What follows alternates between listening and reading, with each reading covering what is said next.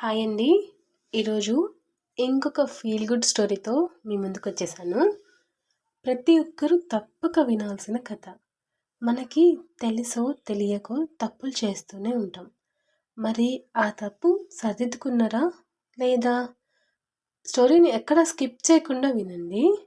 మీకే అర్థమవుతుంది. స్వాతి రోజు ఉదయం లేచినప్పటి నుంచే గుండెల్లో బరువుతూనే ఉంటుంది. అత్తగారి మాటలు అరుపులు కావు, కానీ ప్రతి మాట ఒక తీర్పు. ఒక్క పనికి పనికిరాదు. మా అబ్బాయిని నీ చేతుల్లో పెట్టినందుకు ఇదే గతి. నిన్ను చూసి నా కొడుకు మారిపోయాడు. ఈ మాటలు విన్నాక కూడా స్వాతి మౌనంగా ఉంటుంది. ఎందుకంటే భర్త నమ్ముతాడన్న ఆశ. ఒకరోజు ధైర్యం చేసి చెప్పింది, మీ అమ్మ రోజు నన్ను అవమానిస్తుంది. నేను ఎంత ప్రయత్నించినా ఆమెకి నచ్చటం లేదు అని చెప్తుంది. భర్త రవి ఒక్క క్షణం కూడా ఆలోచించలేదు. అమ్మ అలా అనిందంటే నువ్వేమైనా తప్పు చేసావేమో ఆలోచించావా అన్నాడు. ఆ మాట అత్త మాటల కంటే ఎక్కువగా గాయపరిచింది. మా అమ్మ ఎప్పుడూ సరిగ్గానే ఉంటుంది. నీకు అర్థం చేసుకునే ఓపిక లేదు. ఇంటి గొడవలు బయటికి తీసుకురావద్దు అని తేల్చేశాడు. ఆ రోజు స్వాతి ఏడవలేదు, అరవలేదు. తన మనసులో ఒక మాట పడిపోయింది. ఇక్కడ నా మాటకి విలువ లేదు. రోజులు గడుస్తూనే ఉన్నాయి. స్వాతి మారిపోయింది. ఎక్కువ మాట్లాడటం మానేసింది. ఎక్కువ నవ్వటం కూడా మానేసింది. ఎక్కువ భరించడం నేర్చుకుంది. ఒకరోజు రవి గమనించాడు. ఇంట్లో ప్రశాంతత ఉంది, కానీ ప్రేమ లేదు. భార్య చెప్పే బాధ అత్త మీద నింద కాదు, అది భర్తపై ఉన్న నమ్మకం. ఆమె భర్తని కోల్పోదు, తన మీద నమ్మకాన్ని కోల్పోతుంది. నువ్వేం తప్పు చేశావో ఆలోచించు అనే మాటలు ఆ రోజు తర్వాత స్వాతిని పూర్తిగా మౌనం వహించేలా చేసేసింది. అత్త మాటలు అలాగే కొనసాగాయి, కానీ స్వాతి ఇక స్పందించదు. అమ్మాయిలకి ఈ ఇల్లు జైలు లాంటిదే. నా కొడుకు ఇలాంటి దాన్ని పెళ్లి చేసుకుంటాడని ఊహించలేదు.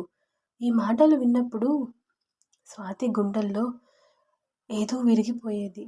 కానీ కళ్ళల్లో నీళ్లు రావు. ఎందుకంటే ఆమె నేర్చుకుంది, ఏడిస్తే నిందే, చెప్తే తప్పే. రవి మాత్రం అన్నీ చూసి కూడా చూడనట్టున్నాడు. ఇంట్లో శాంతి ఉందని అనుకున్నాడు. అమ్మ మాట వింటే మంచి కొడుకు అవుతాడని భావించాడు. భార్య మాట వింటే గొడవ అవుతుందని భయపడ్డాడు. ఒకరోజు స్వాతికి జ్వరం వచ్చింది. శరీరం కంటే మనసే ఎక్కువగా అలసిపోయింది. అత్త అన్నది, పనులు చేయకుండా పడుకుని ఉంటే జ్వరం తగ్గుతుందా అని. రవి అదే మాటని తిరిగి చెప్పాడు. అమ్మ నిజమే అంటుంది, కొంచెం ఓపిక పెట్టు. ఆ మాటతో స్వాతి మనసు పూర్తిగా మూసుకుపోయింది. ఆ రాత్రి ఆమె డైరీలో ఒక లైన్ రాసుకుంది. నన్ను అర్థం చేసుకొని ఇంట్లో నేను ఉన్నా లేకపోయినా తేడా లేదు. రోజులు గడిచాయి. స్వాతి నెమ్మదిగా మారిపోయింది. రవి అడిగితే ఏమైందని ఏమీ లేదు అనేది.